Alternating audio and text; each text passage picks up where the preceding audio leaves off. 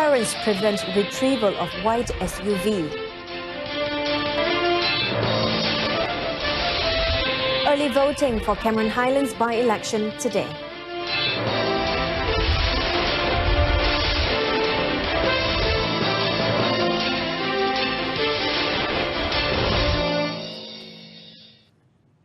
Thanks for joining me, Renee Fong, on the evening edition of News on 2.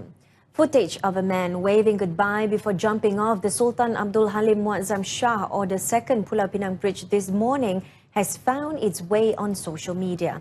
The victim, dressed in a black suit, was seen standing on the ledge of the guardrail before he jumped backwards. Lucky for the 33-year-old business planning executive, a fisherman came to his aid and rescued him. Barat Daya District Police Chief Superintendent A.A. Anbalagan said the incident happened at kilometer 12.1 of the bridge at about 8:30 a.m. He said the victim had driven his Perodua Kancil to the bridge, parked by the side of the road before leaping over. A fisherman who spotted him pulled him to safety at about 9:30 a.m. He was then taken to the marine base in Batu Uban before being sent to Pulau Pinang Hospital for treatment, of which he remains in stable condition. Anbalagan said interviews with the victim's friends and in-law found that he had a fight with his wife and that he had demanded a divorce. The case is being investigated under Section 309 of the Penal Code. On a separate note, strong undercurrents prevented any attempt to haul up an accident vehicle from the seabed at a point of the Pulau Pinang Bridge up till noon today. Seberang Perai Tengah District Police Chief ACP Nik Ros Azhan Nik Abdul Hamid said the undercurrents could pose a great danger to the divers engaged in the operation to retrieve a Mazda CX-5 sport utility vehicle that was detected in the sea yesterday. The vehicle with the driver inside had fallen into the sea following an accident between two cars heading from the island to the mainland in the wee hours on Sunday.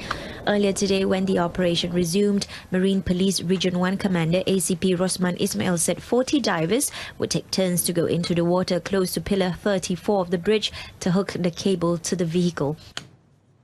Ketua penyelam itu akan menentukan. Tapi walau macam mana pun, keadaan kita kena faham arus di bawah. Hanya pihak penyelam saja akan boleh menilai kekuatan arus di bawah tersebut. Tapi pihak penyelam kita berusaha sedaya upaya untuk mengikat dan menimbulkan kenderaan tersebut pada hari ini. Dan kita doalah mudah-mudahan pada hari ini insya-Allah kenderaan itu dapat diapungkan.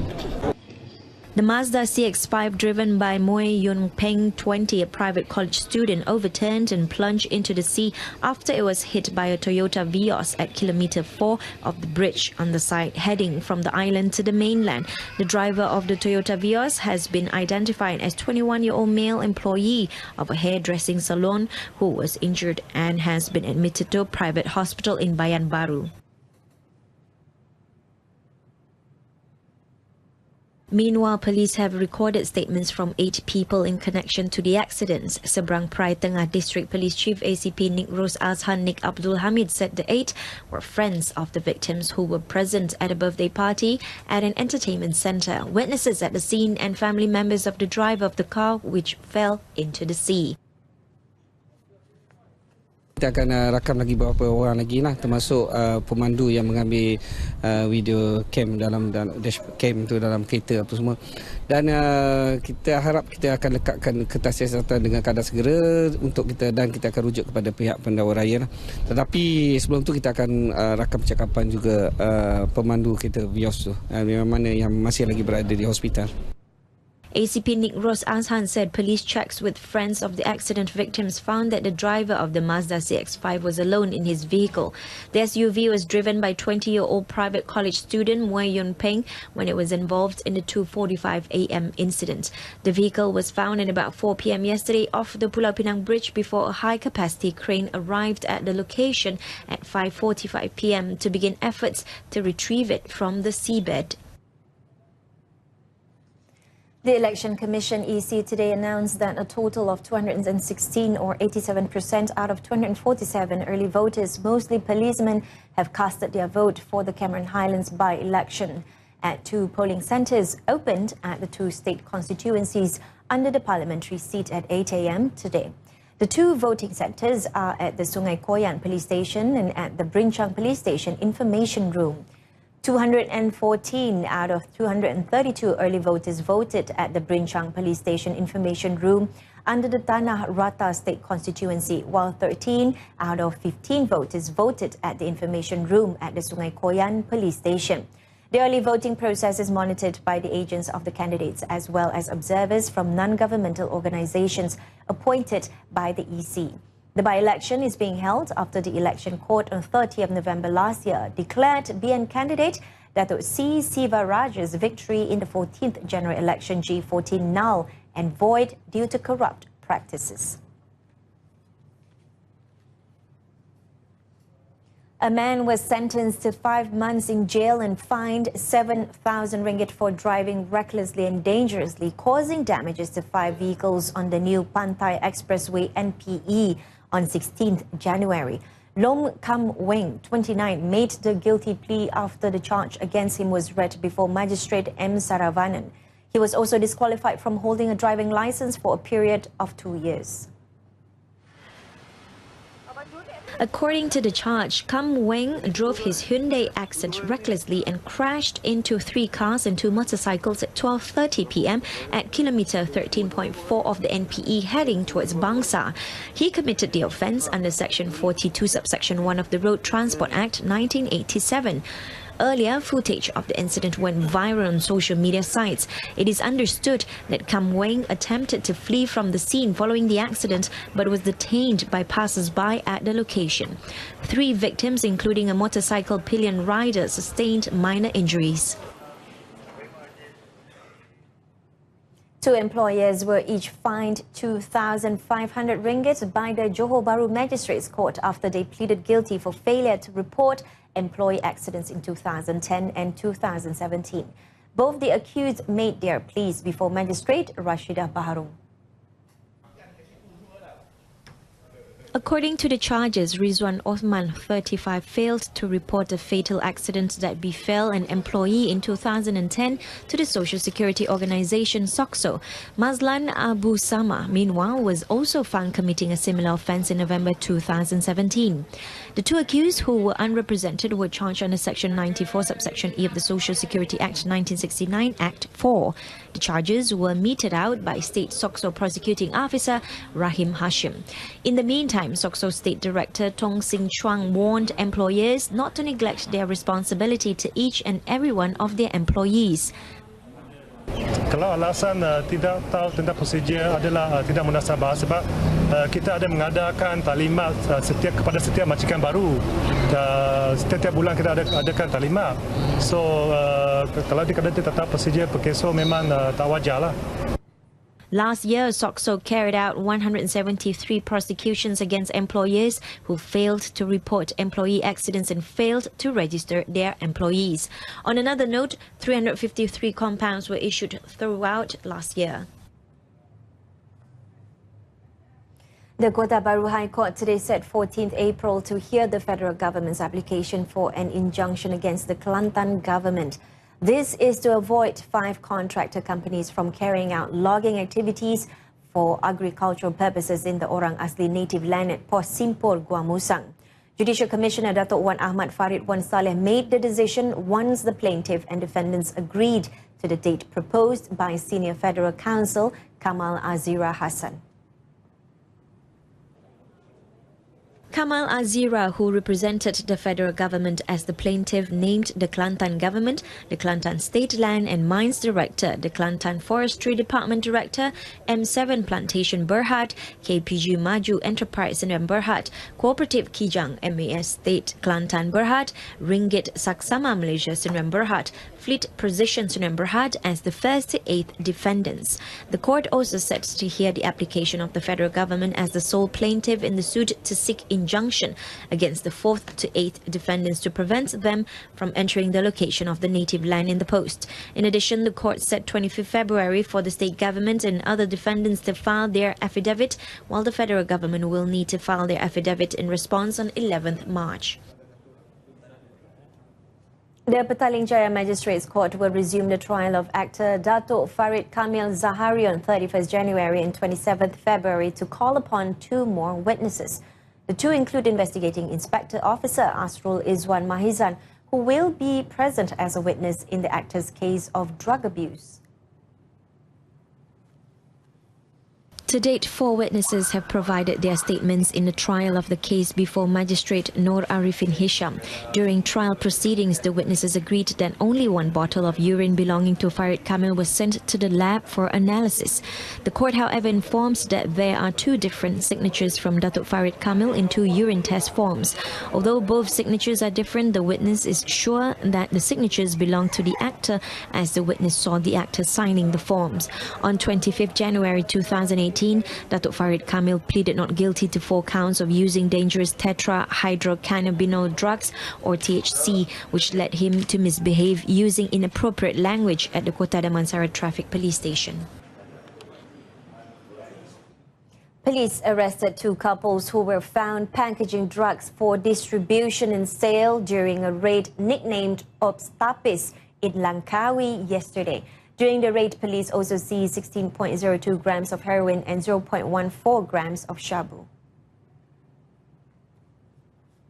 Langkawi District Police Chief Superintendent Muhammad Iqbal Ibrahim today said during the 12:15 raid, the suspects attempted to escape, but police managed to catch them.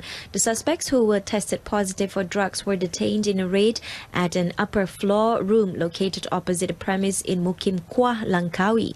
The suspects, aged between 24 and 43, were detained under Section 39B of the Dangerous Drugs Act 1952 for investigation and will face the gallows if found guilty. 25-year-old teacher from the Pusat Asuhan Tunas Islam Pasti Pondok Azawiyah, a nursery in January near Sik Kedah, died when the motorcycle she was riding on crashed into 2 other vehicles early this morning. The accident took place in front of Rizda's Palm Fruit Weighing Centre at Kampung Sungai Pau, Jenari at 7:51 a.m. Sik Police Chief Superintendent Abdul Razak Osman said it is believed that during the incident, Siti Majida Ayub from Kampung Tanjung Besar Sik was on her way heading to the nursery on a motorcycle. He added upon arrival at the nursery, it is believed that she had failed to avoid another motorcycle ridden by 34-year-old Abdul Malik Sabri, which was in front of her. The victim crashed into the motorcycle and fell in the middle of the road, while the other motorcycle skidded to the road shoulder. Siti Majida, who was still unconscious, was said to have tried to get up but was hit by another unidentified vehicle which came from the same direction. The victim, who suffered severe injuries to her head and several other parts of her body, was confirmed dead at the scene. The victim's body was sent to the forensics unit of the Sikh hospital for post-mortem. Superintendent Abdul Razak said that the police are on the lookout for the car which had hit into the victim. The case is being investigated under Section 41, subsection 1 of the Road Transport Act 1987. Coming up in the business news, new model to replace Bernas will not be done hastily.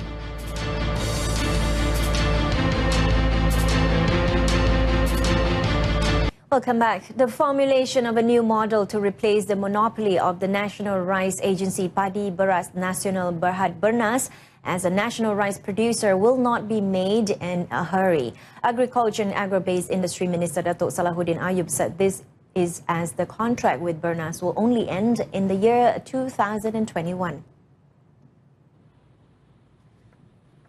He added that the issue is a national issue and should be looked into in a holistic manner. Jadi nak ganti Bernas ni perlu kita teliti semua model-model yang telah dikemukakan kepada kita, dan kita telah berjemput semua NGO yang berkaitan, individu, players dalam industri ini. Kita dah jemput untuk mereka mengemukakan pandangan mereka untuk menggantikan Bernas dengan satu model baru. The Cabinet has established a special committee involving 8 ministries led by Economic Affairs Minister Datuk Sri Muhammad Azmin Ali to review the Bernas monopoly policy. The special committee is currently in the process of identifying the latest model to replace Bernas. Datuk Salahuddin said this after attending the ministry's 2019 New Year address in Putrajaya today. He also said that the local rice consumption rate will be increased to 75% over the next 3 to 4 years. It is in line with the government efforts to reduce the country's dependency on imported rice. Meanwhile, at the same event, Datuk Salahuddin said a cleansing process is being implemented by the government to ensure that all 8 incentives reach the eligible target groups, among which includes fishermen, farmers, paddy growers and breeders. He said with good and more transparent governance, these 8 will be able to reach the intended groups. Sebagai contoh saya nak bagi tahu, ada nelayan ini dia daftar, kemudian anak-anak pun dia daftar. Anak dia dah kerja Singapura dah, kerja KL. Itu yang harus kita perhatikan dan kita cermati. Kita tak zalim ya. Kita bukan zalim. Kita nak beri hak itu kepada yang nelayan. Itu contohnya lah. Datuk Salahuddin in his speech said the ministry will focus on the country's food security issues, rural economic development as well as private investment and trade driven starting this year. There are no infighting inside the Pakatan Harapan coalition, but Prime Minister Tun Dr. Mahathir Mohamad, however, admitted there may be some fights for position within the parties themselves that has not affected the PH coalition.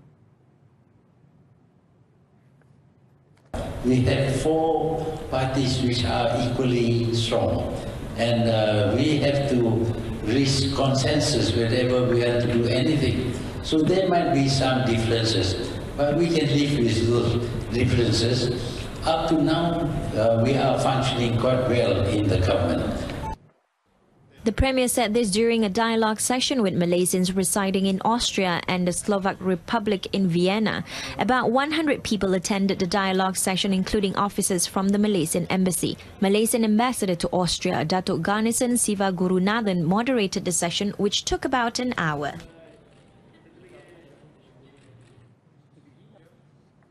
On a separate matter, Tun Dr. Mahathir said nuclear power would not be the source of energy for Malaysia until experts in science find a solution for treating nuclear waste and reverse the process of extracting the radiation so that it would not affect people's health. That is because up to now, science have not managed to reverse the process. You can activate the material to function, have radiation, but to reverse the process, up to now they have not found anyway. So until then, we will not accept nuclear power plants. But when the time comes when they have been able to treat the nuclear waste and it is safe, of course we will reconsider. But at the moment, no. He was replying on a question from the floor on whether Malaysia had alternative plans for power apart from the existing source of energy in the country. The Premier said at one time Malaysia sold amang, a byproduct of tin mining industry, to the Japanese, who used the radioactive power of the product for its colour television industry. But the material is dangerous, and eventually Malaysia reserved 1 square mile of land to bury the waste. The fund set up to combat corruption globally has been named the Dr. Mahathir Mohamad Fund in honour of the Malaysian Prime Minister's efforts to fight corruption. This was announced by the President of the International Association of Anti-Corruption Authorities, IAACA, Ali Fitaiz Al-Mari, at the start of the 10th General Conference and Annual Meeting of the International Association of Anti-Corruption Authorities, IAACA, in Vienna today. IAACA for inviting me to deliver combating the corruption scourge. And in support of those who carry out in support of the fund. It will be Malaysia has donated 500,000 to the fund to help people who face repercussions in their efforts to combat corruption.